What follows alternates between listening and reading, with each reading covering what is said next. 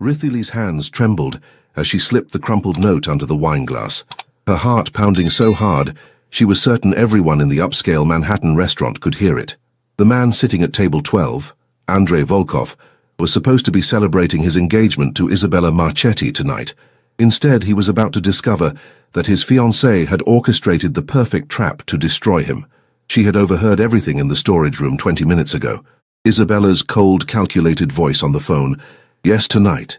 When he arrives for our anniversary dinner, the FBI will be waiting. Make sure all the evidence is planted in his car beforehand. After 5 years of playing the loving fiancé, I'll finally have everything I need to bring down his entire organization. Rithily knew she should walk away. She was nobody, just a struggling waitress working 3 jobs to pay for her nursing school loans. But something about the way Andrei had always treated her with quiet respect, never looking down on her like the other wealthy customers, made her unable to stay silent. He didn't deserve to be betrayed by someone he trusted with his life. As she approached his table with shaking legs, she wondered if this single act of courage would save him, or destroy them both. This story is just beginning, and to follow every twist and turn of Rithily's dangerous decision, join our community of story lovers. We're working toward 5,000 subscribers, and your support means everything. Hit subscribe and let us know in the comments where you're listening from. Now let's dive into this incredible journey. Rithily Martinez had been working at Costello's for 8 months, and in all that time, she had learned to read people quickly. The restaurant catered to Manhattan's elite, politicians, business moguls, and others, whose wealth came with whispered rumors and unspoken dangers. She had developed an instinct for which customers to approach with a smile, and which ones required the careful, respectful distance that kept her tips flowing and her job secure. Andrei Volkov fell into a category all his own. Every Friday at exactly 8 p.m., he would arrive in his black Aston Martin, always impeccably dressed in tailored suits that probably cost more than she made in 6 months. His dark hair was perfectly styled, his green eyes sharp and calculating, and he carried himself with the kind of quiet authority that made seasoned businessmen step aside. The other staff whispered that he was involved in import, export, but Rithily wasn't naive. She recognized power when she saw it, and Andrei Volkov had the kind of power that came with dangerous responsibilities. What set him apart wasn't his obvious wealth or the subtle deference the restaurant owner showed him. It was the way he treated her. While other wealthy customers barely acknowledged her existence, Andrei always looked her in the eye when ordering, said please and thank you, and left tips that helped her make rent without having to pick up extra shifts at the diner across town. Tonight was different, though. Tonight he had reserved the private dining room to celebrate his 5-year anniversary with Isabella Marchetti, the stunning brunette who owned 3 art galleries in Soho. Rithily had served them several times before, and had always felt a strange undercurrent of tension between the couple. Isabella was beautiful and sophisticated, but there was something cold in her blue eyes that made Rithily uncomfortable. Table 12 needs a wine pairing for their anniversary menu, Marcus the sommelier called out as he rushed past with an expensive bottle of Bordeaux. The lady specifically requested our most expensive selection. Rithily nodded, gathering the wine glasses on her tray. She had been looking forward to serving their table, not just for the substantial tip she knew Andrei would leave, but because there was something about his quiet presence that always made her feel noticed, seen. In a world where she felt invisible most of the time, that small acknowledgement meant more than he could possibly know. As she approached the private dining room, she could hear Isabella's voice through the slightly open door. She was about to knock when the words stopped her cold. Yes, I understand. The FBI team will be in position by 9 p.m. Make sure all the evidence is planted in his Aston Martin before he arrives. I've been gathering information for 5 years. Bank records, meeting locations, recordings. Tonight we finally have enough to bring down the entire Volkov organization. Rithily's blood turned to ice. She pressed herself against the wall, her heart hammering as Isabella continued. No, he doesn't suspect anything. He thinks we're celebrating our anniversary. The poor bastard even bought me a ring. I saw the Tiffany box in his suit pocket. By midnight he'll be in federal custody, and I'll have the $20 million reward the FBI promised for taking down New York's most wanted. The wine glasses clinked together on Rithily's tray as her hands began to shake uncontrollably. She had to get away from the door before someone discovered her, but her feet felt frozen to the marble floor. I need to go. He'll be here any minute, and I have to play the loving fiancé one last time. 5 years of pretending to care about him. It better be worth every penny. The sound of heels clicking toward the door jolted Rithili into action. She quickly moved away, ducking into the storage room just as Isabella emerged from the private dining area. Through the crack in the door, she watched the elegant woman check her reflection in the hallway mirror, adjusting her red dress and fixing her lipstick with the practiced precision of someone preparing for a performance. Rithili's mind raced.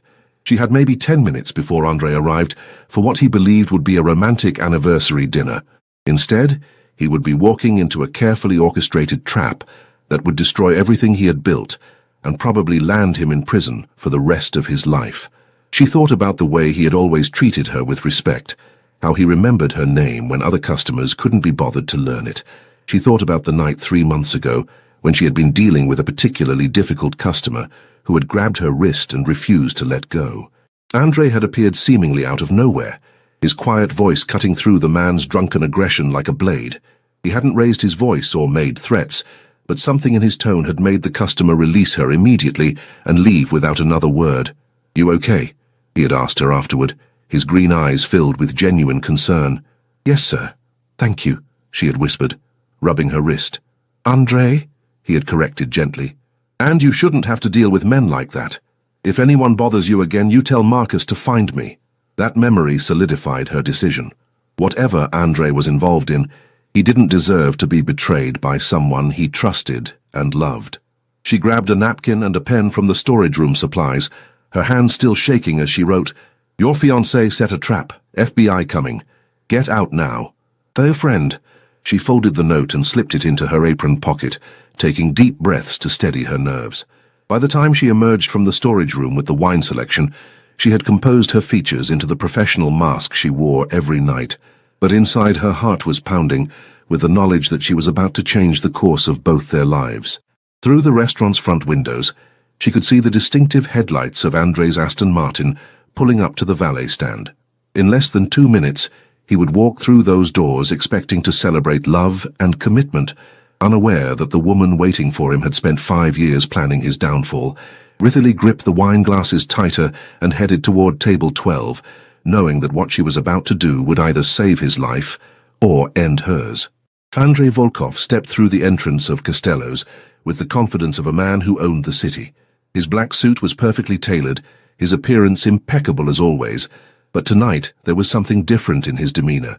Rithili noticed the small velvet box bulging slightly in his jacket pocket, and the way his usually composed expression held a hint of nervous energy.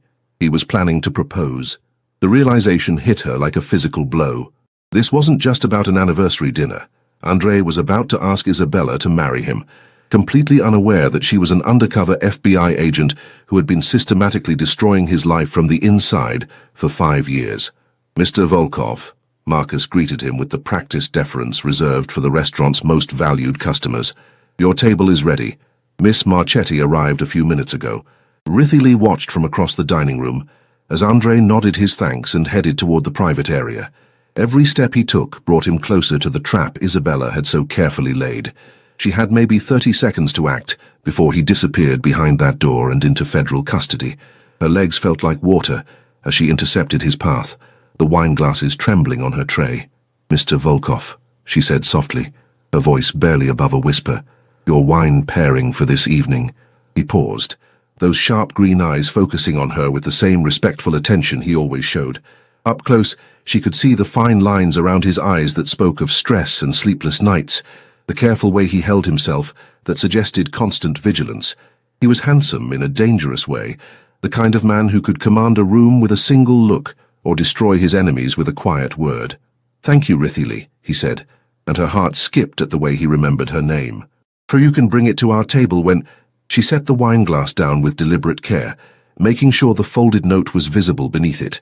Their eyes met for a fraction of a second, and she saw the exact moment he noticed the paper. His expression didn't change, but something shifted in his gaze, a sharpening of focus that reminded her exactly who she was dealing with. "The wine requires a special review before serving," she said carefully, her voice steady despite the fear coursing through her veins.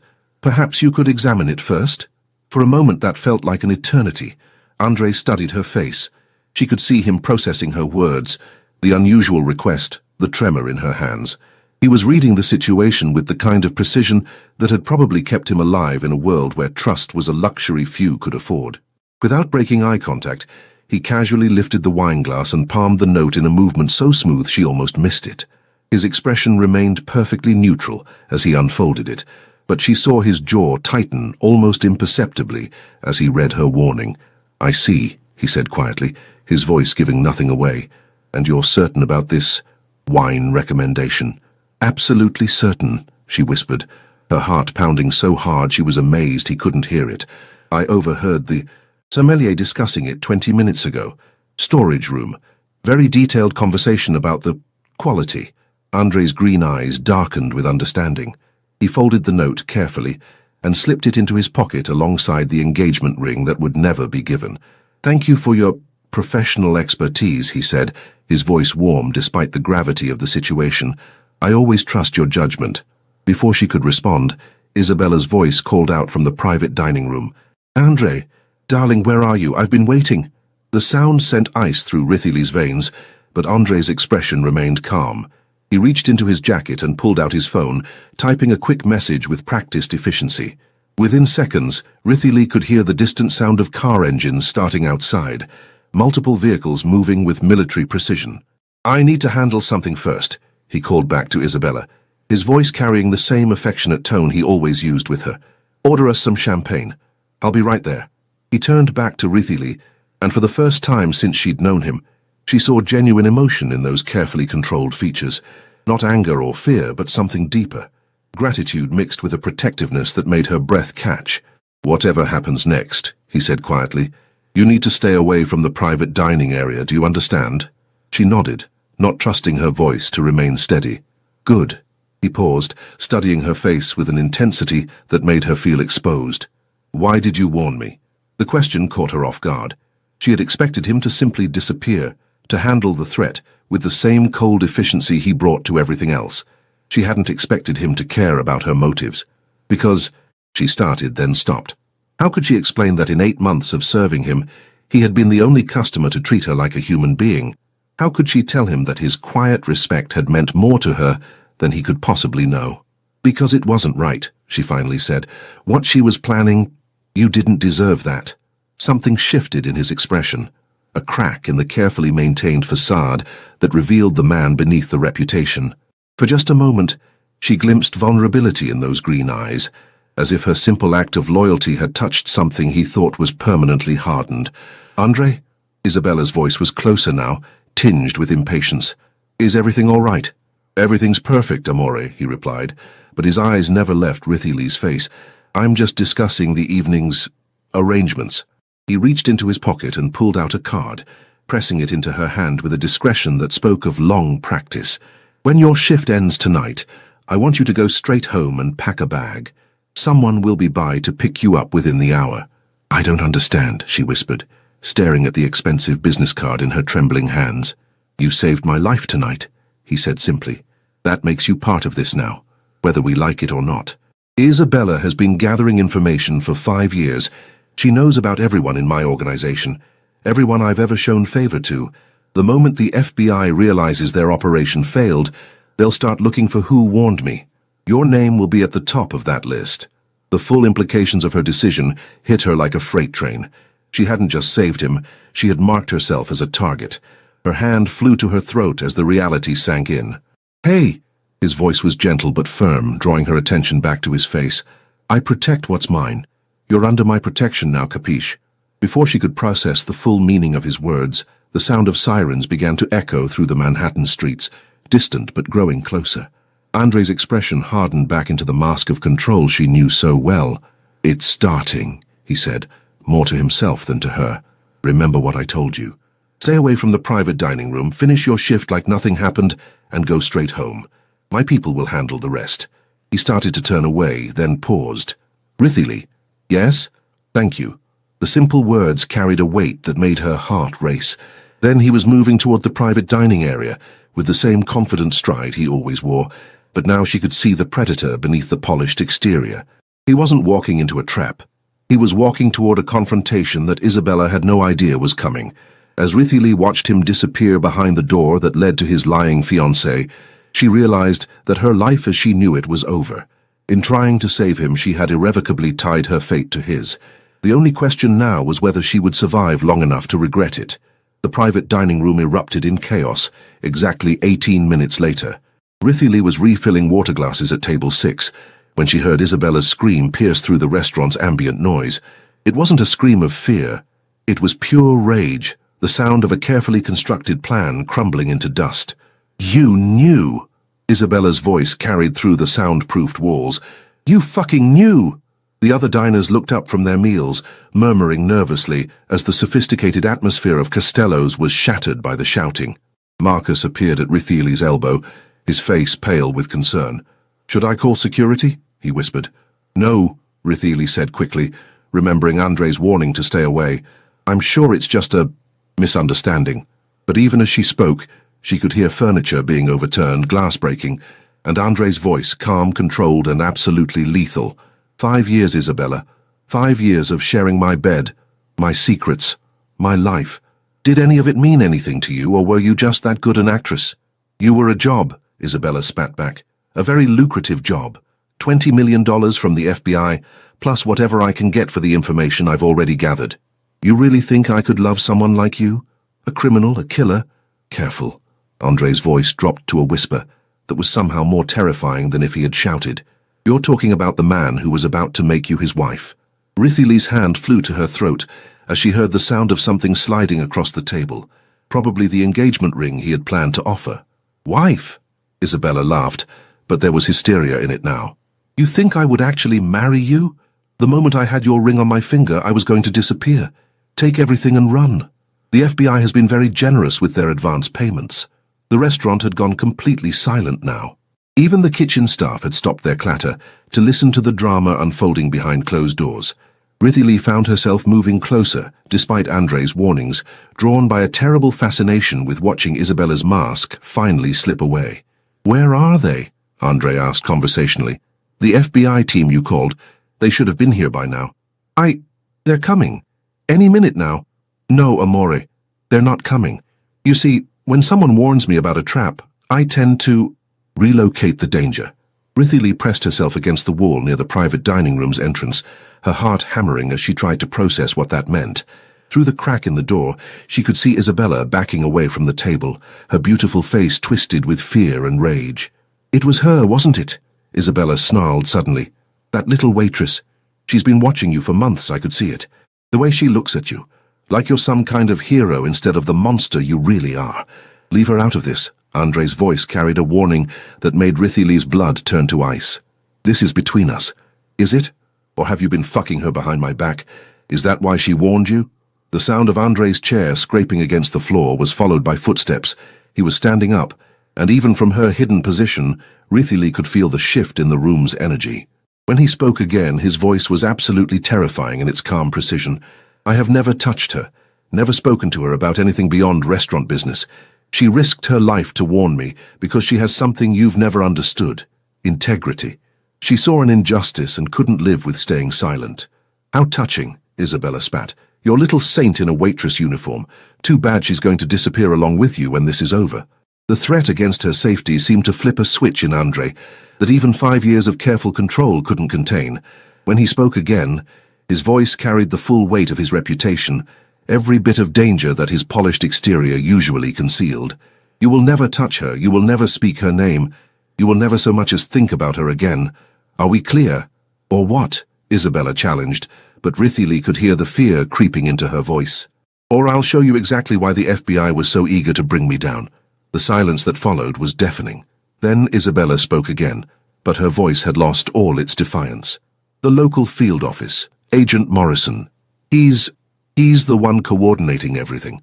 They have files, recorded conversations, financial records, everything I've gathered over 5 years. Where? Safe deposit box, First National Bank on 47th Street.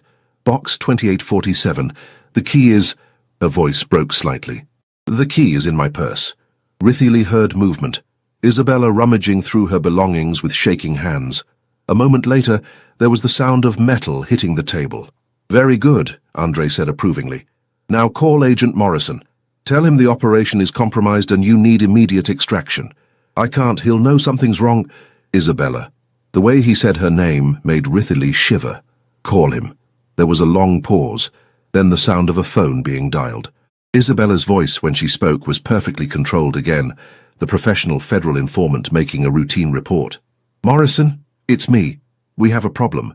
Someone leaked the operation. Andre knows about tonight. No, I don't know who. Yes, I need immediate extraction. What do you mean the team isn't responding? They should be in position by now. Her voice trailed off, and Ritherley could hear Andre's soft chuckle. The team isn't responding because they're currently enjoying the hospitality of my associates. Nothing fatal, just a temporary misunderstanding about their evening plans. You son of a bitch, Isabella breathed. You planned this. No, amore. I planned to propose to the woman I thought I loved. You planned to destroy me. I simply adapted to new information. The sound of heels clicking rapidly across the floor suggested Isabella was trying to reach the door, but Andre's voice stopped her. Where are you going? We're not finished talking. Let me go. I'm federal law enforcement. You're a woman who lied to me for 5 years and tried to destroy my family. Your badge doesn't mean much in this room. Ritherley knew she should move away, should follow Andre's instructions and finish her shift as if nothing was happening. But something in Isabella's voice, a note of genuine fear, kept her frozen in place. What do you want? Isabella asked quietly. I want you to understand something very clearly. The only reason you're walking out of this room alive is because once upon a time, I loved you. Or at least I loved who I thought you were. But if you ever come near me again, if you ever threaten anyone under my protection, that mercy ends. Do we understand each other? Yes, Isabella whispered. Good. Now you're going to walk out of here, collect whatever belongings you can carry, and disappear. If you're smart, you'll go somewhere warm and tropical where extradition laws are flexible. I'll give you a head start before I share your real name and profession with certain associates who might find that information very interesting. The door to the private dining room opened suddenly, and Ritherley barely had time to duck behind a nearby pillar before Isabella emerged. The woman who had always seemed so composed and sophisticated now looked haggard and terrified, her perfect makeup streaked with tears of rage and fear. Isabella's eyes swept the dining room, and for a terrifying moment they locked with Ritherley's. The pure hatred in that gaze made Ritherley's blood run cold. Then Isabella was moving toward the exit, her heels clicking against the marble with urgent desperation. As the restaurant's front door closed behind her, Ritherley realized she was shaking uncontrollably. The full weight of what had just happened, what she had set in motion, crashed over her like a wave. She had saved Andre's life, but she had also made herself a target of both the FBI and whatever enemies Isabella might have in her new life as a fugitive. Miss Martinez. She spun around to find Andre standing behind her, having emerged from the private dining room with the same composed demeanor he always wore. If she hadn't witnessed the confrontation herself, she never would have guessed what had just transpired. His suit was still perfect, his hair still perfectly styled, his expression calm and controlled, but his green eyes were different now. When he looked at her, she saw something new, a protective intensity that made her breath catch. Are you all right? He asked gently. Yes, I think so. Good. I want you to go finish your shift. Act like nothing happened. When you get home tonight, pack light, but take everything important. My driver will be waiting for you. Mr. Volkov, I can't just disappear. I have responsibilities, jobs. Andre, he corrected gently, and those responsibilities will be handled. I take care of what's mine. That phrase again, the possessiveness in it should have frightened her, but instead it sent warmth spreading through her chest. I'm not yours, she said quietly. He stepped closer, close enough that she could smell his expensive cologne and see the flecks of gold in his green eyes. You saved my life tonight, he said softly. That makes you precious to me, and I protect what's precious. Before she could respond, he was walking away, leaving her standing in the shadow of the pillar, with her heart racing and her entire world turned upside down. Ritherley's hands shook as she unlocked the door to her tiny studio apartment in Queens at 11:47 p.m. The rest of her shift at Costello's had passed in a surreal haze. She had served wine and taken orders while her mind replayed every moment of the confrontation between Andre and Isabella. The other staff had peppered her with questions about the domestic dispute in the private dining room, but she had deflected them all with practice, born of 8 months of keeping her head down and staying out of wealthy people's drama. Now, Staring at the cramped space that had been her entire world for the past 2 years, she wondered if she was making the biggest mistake of her life. The business card Andre had given her sat on her tiny kitchen table, heavy cardstock with embossed lettering that read AV Holdings and a phone number. No address, no email, nothing that would help law enforcement if they came looking. She was supposed to call the number when she was ready to be picked up, but every time she reached for the phone, her courage failed her. She was nobody. A waitress from Queens with nursing school debt, and a mother in Puerto Rico who depended on the money she sent home every month. What business did she have getting involved in whatever world Andrei Volkov inhabited? The knock on her door at exactly midnight answered that question for her. Rithily's blood turned to ice. She hadn't called the number yet. This wasn't Andrei's people. Through the peephole she could see 2 men in cheap suits, their faces grim with professional determination. Federal agents. Miss Martinez, FBI. We'd like to ask you a few questions about your interaction with Andrei Volkov this evening. Her breath came in short gasps as panic flooded her system. Somehow they had connected her to Isabella's failed operation. Maybe Isabella had seen her near the private dining room and put the pieces together. Maybe there were cameras she hadn't noticed. Maybe a soft scraping sound from her fire escape made her freeze. Moving carefully to the window, she peered through the curtains and saw a figure in black clothing scaling the metal stairs with silent precision. Not law enforcement. They would have surrounded the building and announced themselves. This was someone else entirely. The knocking on her front door grew more insistent. Miss Martinez, we know you're in there. We just want to talk. If you cooperate, there won't be any trouble. The figure on the fire escape reached her window and tapped gently on the glass. In the dim light from the street lamp below, she could see a woman's face. Mid-30s, athletic build, short blonde hair, and eyes that seemed to catalogue everything they saw. When the woman spoke, her voice was barely a whisper, but carried clearly through the thin glass. Friends of Mr. Volkov, we need to go. Now. Miss Martinez? The FBI agents were getting impatient. We're going to count to 10 and then we're coming in. Rithily's mind raced. She could open the door and try to convince the federal agents that she knew nothing about Andrei's business. But Isabella had been an undercover agent for 5 years.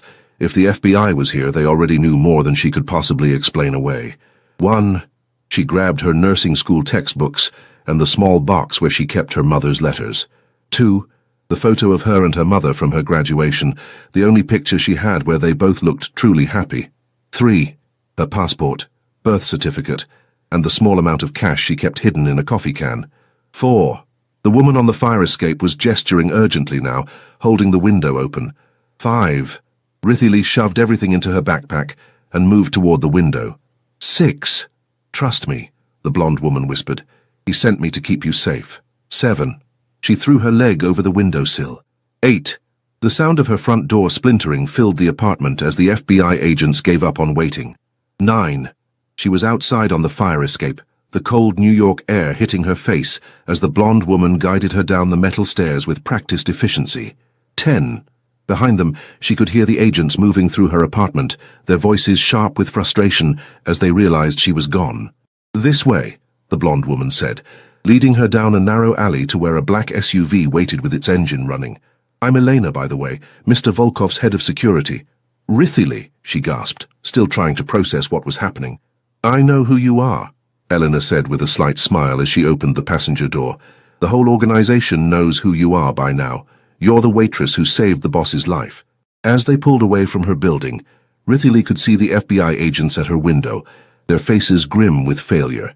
In the distance, more vehicles were converging on the area, unmarked cars with the distinctive aggressive driving style of federal agents. Where are we going? She asked, as Elena navigated through Queens traffic with the skill of someone who knew every shortcut and back route in the city. Somewhere safe. Mr. Volkov has several properties that aren't on any government radar. You'll stay there until we can figure out a more permanent solution. What kind of permanent solution? Elena glanced at her with an expression that was both sympathetic and amused. That depends on what the boss decides, but I can tell you that in 15 years of working for him, I've never seen him as protective of someone as he is of you. I barely know him, Rithily protested. I've served him at the restaurant, but we've never even had a real conversation. Maybe not, Elena said, taking a turn that led them toward Manhattan. But you risked everything to save him tonight. That means something to a man like Andrei Volkov. It means everything. They drove in silence for several minutes, the city lights blurring past as Rithili tried to process the complete upheaval of her life. 8 hours ago, her biggest worry had been making enough tips to cover her loan payment. Now she was a fugitive from federal agents, under the protection of one of New York's most dangerous men. "Elena," she said finally. "Yeah? What kind of man is he really? Andre, I mean. Everyone has opinions, but what's he actually like?" Elena was quiet for a long moment, her hands steady on the steering wheel as she considered the question. "Complicated," she said finally. "He can be absolutely ruthless when it comes to business and protecting his family. But he's also the kind of man who remembers the name of every person who works for him, who paid for my daughter's surgery when she was born with a heart defect, who has never once raised his voice at me in 15 years of service." She paused, navigating around a taxi. "He's also been alone for a very long time. Oh, he had Isabella, but anyone with eyes could see that relationship was all surface. She never understood him, never even tried to.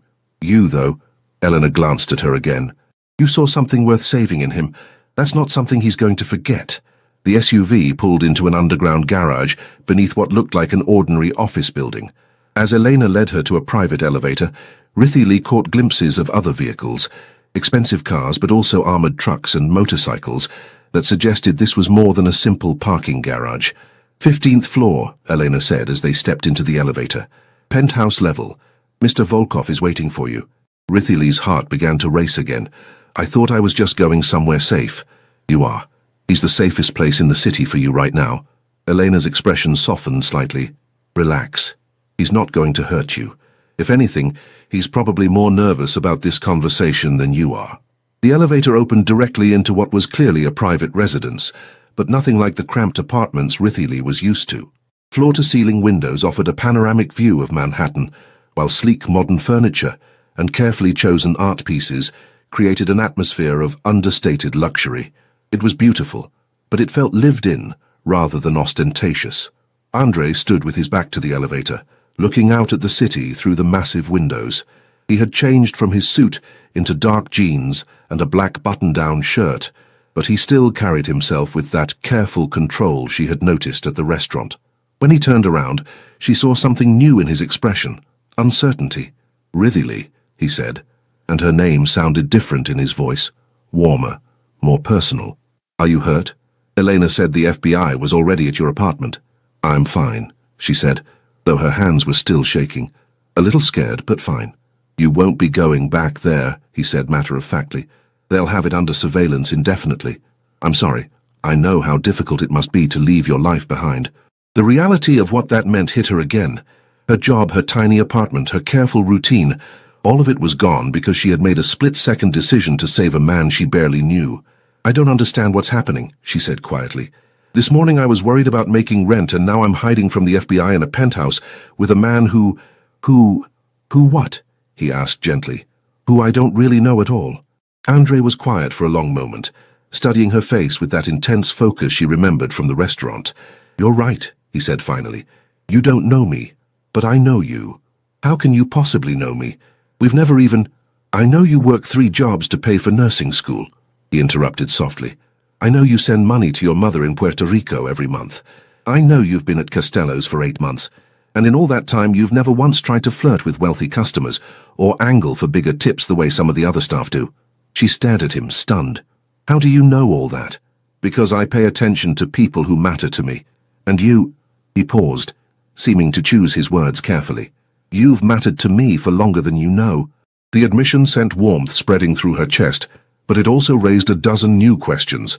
"Why?" she whispered.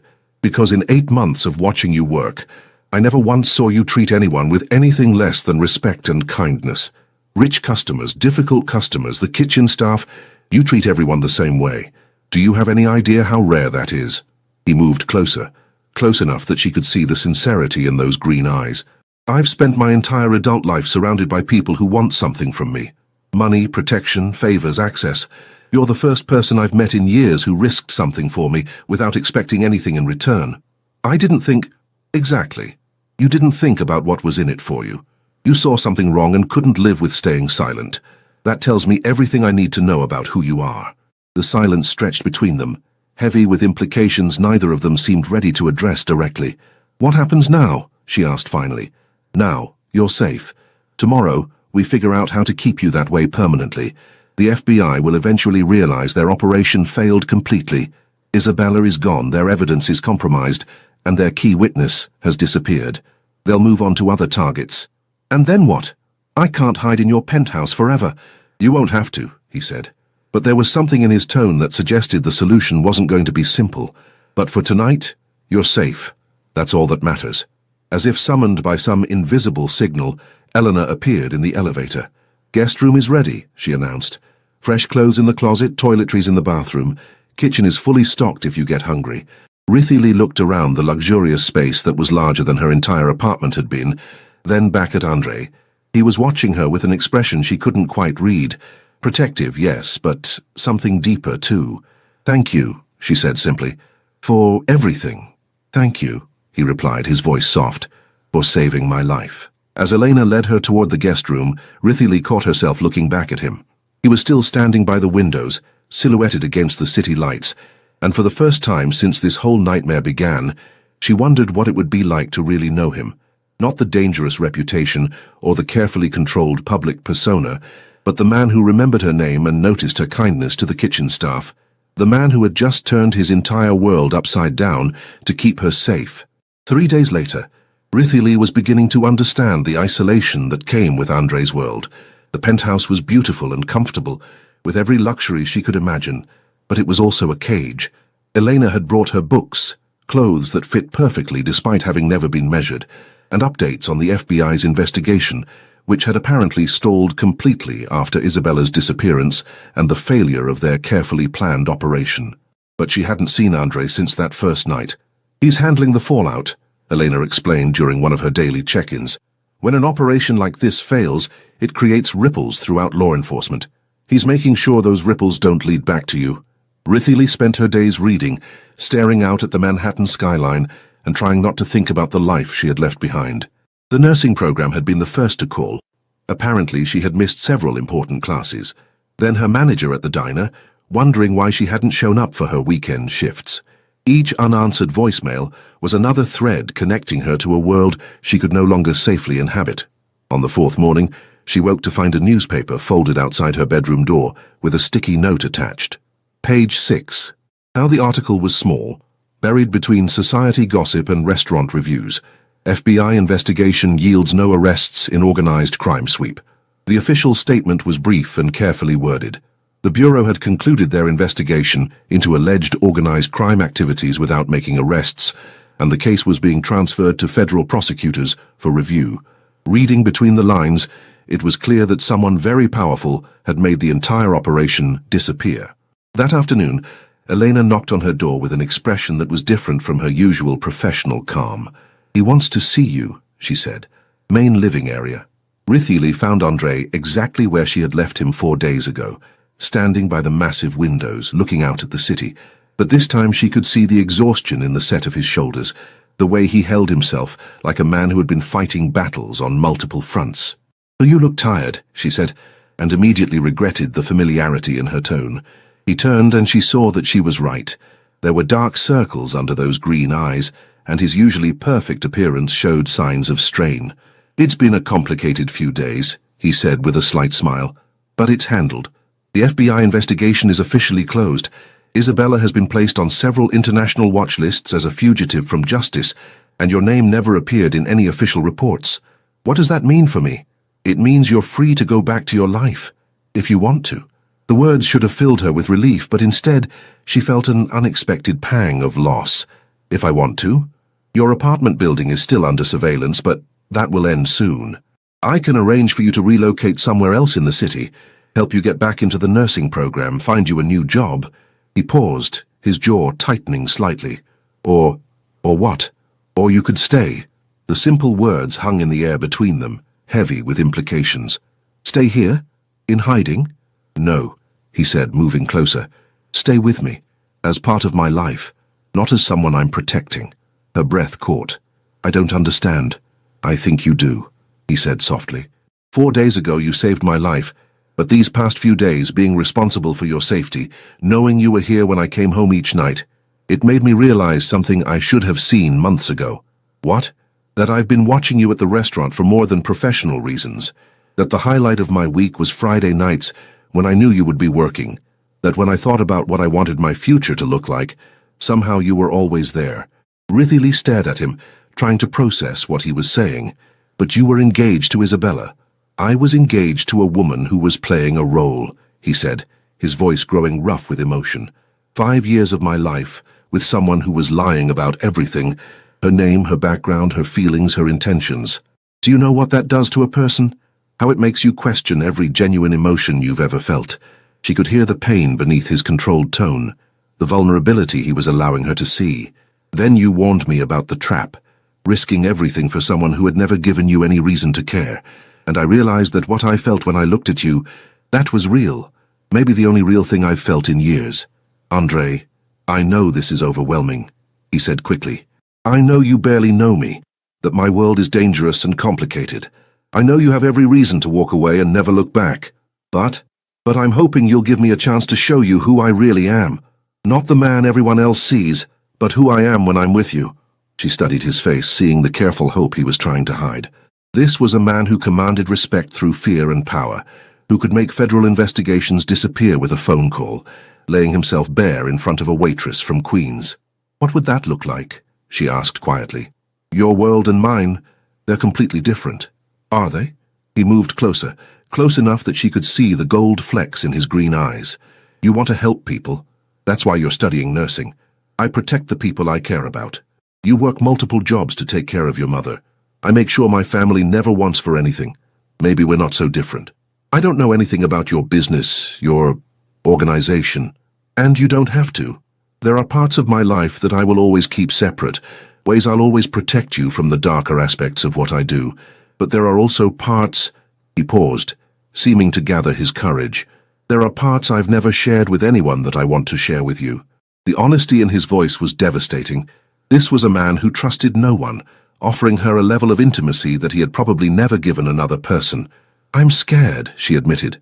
Of me. Of this. Of caring about someone whose enemies might come after me. Of falling for someone I might lose. Rithily. Her name was soft on his lips, tender in a way that made her heart race. I can't promise you a normal life. I can't promise there won't be risks. But I can promise you that nothing and no one will ever hurt you while I'm alive. I can promise that you'll never want for anything, that your mother will be taken care of, that whatever dreams you have for your future, I'll help you achieve them. And what do you want in return? You, he said simply. Just you. Your trust, your time, your affection, if I can earn it. I want to come home to someone who sees the man I am instead of the reputation I carry. I want someone in my life who chose to be there instead of someone who was assigned to destroy me. The reference to Isabella made her wince, but she could see the determination in his expression. He was offering her everything. Protection, luxury, a future she had never imagined possible. But more than that, he was offering her himself, completely and without reservation. There's something you should know, she said, her heart pounding with the weight of her decision. That night at the restaurant, when I saw you were planning to propose, I wasn't just concerned about the trap. What do you mean?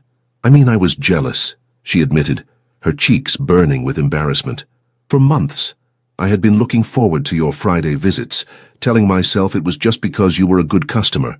But when I saw that ring box in your pocket, when I realized you were about to ask another woman to marry you, it hurt, more than it should have. Something shifted in his expression, surprise, hope, and something deeper that made her breath catch. So when I warned you about Isabella, it wasn't entirely selfless. Part of me couldn't bear the thought of watching you marry someone who was going to betray you. Rithily, what I'm saying is that this, whatever this is between us, it didn't start 4 days ago for me. I just never thought someone like you would notice someone like me. Instead of responding with words, he reached out and cupped her face in his hands, with a gentleness that contradicted everything she had heard about his capacity for violence. Someone like me, he said softly, has been waiting his entire life for someone exactly like you. When he kissed her, it was with a reverence that made her knees weak. This wasn't the aggressive possession she might have expected from a man of his reputation, but something tender and desperate and infinitely precious. When they finally broke apart, she saw her own wonder reflected in his eyes. So, he said, his voice rough with emotion, will you stay? Yes, she whispered, and felt her entire future rearrange itself around that single word. "Good," he said, pulling her closer, "because I'm never letting you go." As she settled against his chest, looking out at the Manhattan skyline that would now be part of her world, Rithili realized that saving his life had been the easy part. Learning to live in his world, to love and be loved by someone as complex as Andrei Volkov, that would be the real adventure. But as his arms tightened around her, and she felt the steady beat of his heart beneath her cheek, she knew it was an adventure she was ready to begin. 18 months later, Rithili stood in the same penthouse wearing a white silk dress and watching the sun set over Manhattan. The nursing degree she had completed through a private program was framed on the wall next to Andrei's Harvard MBA, an unlikely pairing that perfectly represented their blended lives. "Nervous?" Elena asked, adjusting the simple pearl necklace that had belonged to Andrei's grandmother. "Surprisingly, no," Rithili said, and realized it was true. The woman who had once been terrified of her own shadow was gone, replaced by someone who had learned to navigate charity galas and business dinners with the same grace she had once brought to serving tables. "Good, because he's been pacing downstairs for an hour. I've never seen the boss nervous about anything, but today," Eleanor grinned, "today he's just a man in love with the woman he's about to marry." The ceremony was small, just family and close associates gathered in the penthouse that had become their shared home. But as Rithili walked down the makeshift aisle toward the man who had turned her world upside down, she felt like the luckiest woman alive. Andrei stood waiting in a perfectly tailored tuxedo, but it was the expression on his face that took her breath away. Love, wonder, and a happiness so pure it made her eyes fill with tears. "Beautiful," he whispered as she reached him, and she knew he wasn't just talking about her appearance. "Happy," she whispered back, and saw his smile light up the room. As they exchanged vows they had written themselves, promises of protection and partnership, trust and unwavering devotion. Rithili thought about the note she had slipped under a wineglass so many months ago, a warning that had saved his life and changed both of theirs forever. "I love you, Mrs. Volkov," Andrei said as he slipped the ring onto her finger, and she realized that somewhere between the scared waitress and the confident woman she had become, she had found exactly where she belonged. "I love you too," she replied, and meant it with every fiber of her being.